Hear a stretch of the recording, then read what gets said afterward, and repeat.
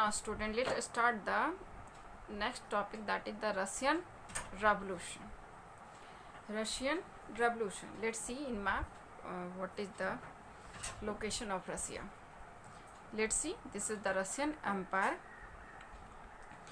Germany neighboring, Austria-Hungary, Romania, Black Sea is here, and other European countries all attached to Russian Empire. See here. In one of the least industrialized European state, this situation was reversed. Actually इस समय तक 1917 तक जो सबसे कम industrialise European country था वो था Russia. Socialist took over the government in Russia through the October Revolution 1917. Actually 1917 में अक्टूबर में रसिया में एक रेवोल्यूशन हुआ जिसमें जो है सोशलिस्ट लोगों ने वहाँ पर सबसे पहले अपनी गवर्नमेंट बनाई. मतलब बड़ लेवल पे अगर सोशलिस्ट लोगों की कहीं गवर्नमेंट बनी तो वो था रसिया. मोनार्की जो रसिया में पहले से रूल करते आ रहे थे, फरवरी 1917 में जो है हटा दिया गया और अक्टूबर, ये इवेंट आगे अक्टूबर तक चलता रहा जिसमें दोनों को मिला करके रसियन रेवोल्यूशन बोला गया. Means Russian revolution included both revolution, February revolution and October revolution. इन दोनों को मिला करके रसियन रेवोल्यूशन बोला जाता है. रसियन एम्पायर इन 1914, इसमें हम देखेंगे कि रसियन एम्पायर 1914 जो कि वर्ल्ड वार शुरू होने से पहले का टाइम था उसमें कैसा था. 1914 में जार निकोलस II रसिया का रूलर था एंड इट्स एम्पायर, मतलब रसिया और रसियन एम्पायर जो टोटल था उसका रूलर जार निकोलस II था. Beside the territory around Moscow, Moscow के अलावा रसियन एम्पायर जो है उस अभी के Finland, Latvia, Lithuania, Estonia, part of Poland, Ukraine, Belarus तक फैला हुआ था. मतलब all these were included in Russian empire. ये एक तरफ जो है पैसिफिक ओशियन तक पहुंचता था. कॉम्प्राइज टुडे सेंट्रल एशिया, अभी का जो सेंट्रल एशियन स्टेट है वो सब उसी में इंक्लूडेड थे, जिसमें जॉर्जिया, आर्मेनिया, अजरबैजान सब शामिल थे. मेजोरिटी जो था जिस रिलीजन का था वो था रसियन ऑर्थोडॉक्स क्रिश्चियनिटी. मीन्स वहाँ पे जो है सबसे ज़्यादा पॉपुलेशन रसियन ऑर्थोडॉक्स क्रिश्चियनिटी का था, जो कि ग्रीक ऑर्थोडॉक्स चर्च से डेवलप हुआ था.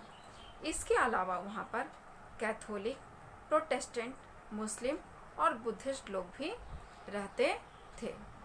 Now let's see economic and society.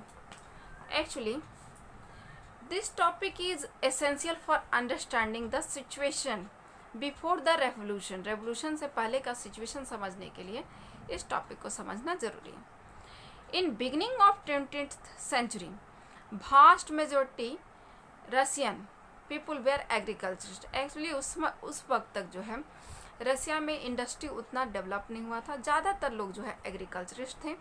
85% Russian population earn their living from agriculture, मतलब टोटल पॉपुलेशन का 85% जो है वो एग्रीकल्चर में लगा हुआ था.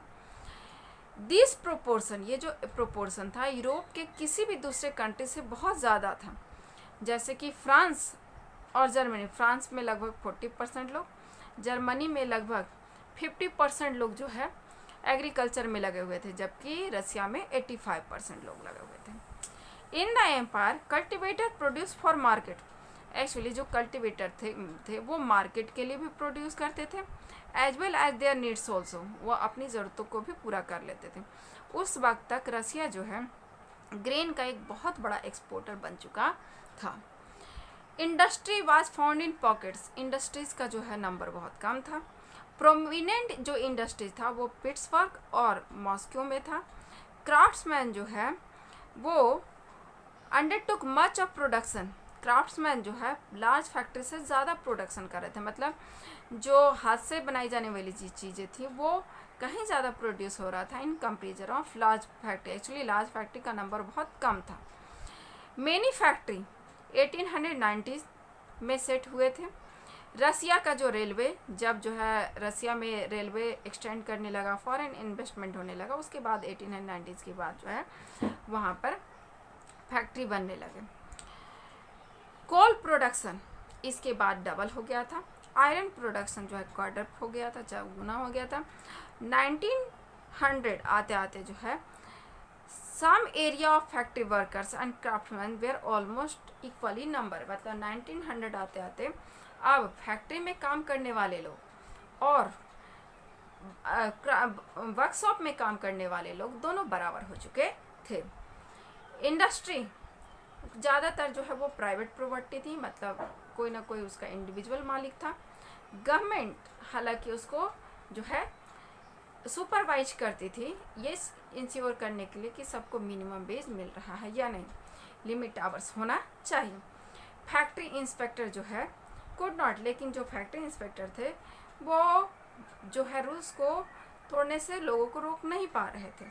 क्राफ्ट यूनिट और स्मॉल वर्कशॉप में जो है कभी कभी जो है लंबा काम वर्किंग का डे होता था compare to 10 to 12 hours in factory. Actually factory में 10 से 12 घंटे लगभग काम होते थे, जबकि जो स्मॉल वर्कशॉप था उसमें 15 घंटे तक काम होता था। Accommodation deny for rooms to dormitory. Actually लोगों के रहने के लिए इतना भी जगह नहीं था कि वो घरों में रह सके, उन लोगों को जो है डॉर्मेटरीज में रहना पड़ता। You want to know the what is dormitory, this type of. इसमें जो है क्या होता था कि लाइन से जो है लोगों के सोने के लिए जो है व्यवस्था किया हुआ रहता था, इसी को डॉर्मेटरीज कहा जाता था। लेट्स सी, वर्कर्स भी जो है वो कई सोशल ग्रुप में डिवाइडेड थे and some had a strong link with, लेकिन उसमें से बहुत ज़्यादा ऐसे लोग थे जिनको जो है विलेज से जुड़ाव लगा हुआ था, मतलब वो कहीं ना कहीं विलेज से ही आते थे और उनका कनेक्शन बना हुआ था। कुछ लोग सिटी में आकर के परमानेंट रहने लगे थे। वर्कर्स को उनके स्किल के बेसिस पे डिवाइड किया गया था। मेटल वर्कर जो सेंट पीटर्स में वर्ग में रहते थे, वो लोग जो है अपने आप को जो है बड़ा मानते थे दूसरे वर्कर से। देयर ऑक्यूपेशन इसलिए क्योंकि उनके काम में जो है ट्रेनिंग की डिमांड होती थी। वुमेन जो है 31% तक फैक्ट्री लेबर में थी, मतलब लगभग 31% वुमेन का था जो कि फैक्ट्री में काम करती थी 1914 तक। लेकिन उनको बहुत कम दिया जाता था, या तो आधा दिया जाता था या 3/4 ही दिया जाता था in comparison of man wage. Division among workers showed, और ये जो डिवीजन था वर्कर्स का वो सिर्फ जो है पैसे में नहीं दिखता था, उनके ड्रेस में भी दिखता था, उनके मैनर्स में भी दिखता था। कुछ वर्कर्स ने जो है एसोसिएशन बना लिए थे जिससे उनको जो है अनएम्प्लॉयमेंट के टाइम में जो है फाइनेंशियल हेल्प मिल जाया करता था, बट फाइनेंशियल हर से बट सच, लेकिन इस तरह के एसोसिएशन जो थे वो बहुत कम थे, इनका नंबर कम था। डिस्पाइट डिवीजन होने के बावजूद फैक्ट्री में जो है वर्कर्स जो थे उनमें यूनिटी काफ़ी थी। अगर उनको कभी ऐसा लगता था कि एम्प्लॉयर के साथ उनका नहीं बन रहा है या किसी को काम से हटा दिया जाता था वर्किंग कंडीशन ख़राब होने की वजह से अगर ये काम करना नहीं चाहते थे तो ये लोग स्ट्राइक कर देते थे। माना जाता है कि 1896 से 1897 के बीच जो है फ्रिक्वेंट जो है स्ट्राइक हुए थे इन बोथ टेक्सटाइल इंडस्ट्री और in the metal industry during 1902। मतलब इसके में टेक्सटाइल इंडस्ट्री में और यहाँ पर जो है ड्यूरिंग 1902 में जो है काफ़ी जो है स्ट्राइक हुआ। कंट्री साइड में पीजेंट्स जो है ज़्यादातर लैंड के ऑनर थे, उस पर वो अपना उगाते थे, बट जो नोबिलिटी थी क्राउन द ऑर्थोडॉक्स चर्च और लार्ज प्रॉपर्टी, उनके पास ज़मीनें ज़्यादा थी और फार्मर्स के पास कम थी। Like workers peasants to be are divided, जिस तरह से जो है वर्कर्स डिवाइडेड थे उसी तरह से पीजेंट्स को भी डिवाइड करके रखा गया था, वो भी डिवाइडेड थे। Let's see how they were divided. ये डिवाइडेड थे लेकिन काफ़ी रिलीजियस थे। Few cases they had no respect for, कुछ अगर केसेस को छोड़ दे तो उन लोगों को के पास जो नोबलिटी के लिए जो है कोई रिस्पेक्ट नहीं था, वो लोग नोबल्स को रिस्पेक्ट नहीं करते थे। नोबल्स को जो है पावर मिला हुआ था जार के थ्रू, और इसी वजह से जो है लोकली वो लोग पॉपुलर नहीं थे। दिस वाज अनलाइक फ्रांस, ये फ्रांस से उल्टा था।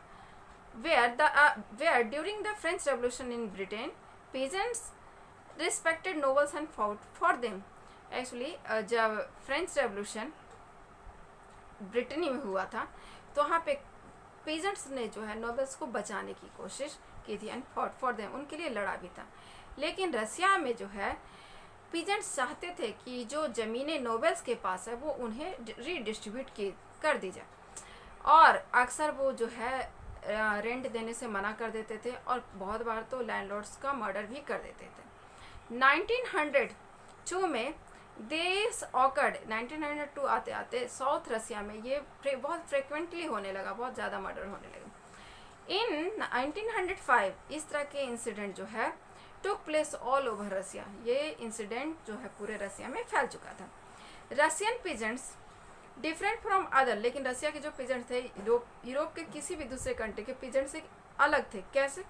इसलिए क्योंकि ये लोग क्या करते थे कि अपने लैंड को जो है समय समय पे मिला देते थे, मतलब एक गांव में जितनी ज़मीनें थी सबको एक साथ मिला ली जाती थी। उसके बाद जो कम्यून होता था, जो उस गांव का जो हेड हुआ करता था, वो जो है लोगों को फिर से उनके ज़रूरत के हिसाब से ज़मीनों को बांटता था। So in this manner they were different from other peasants of Europe.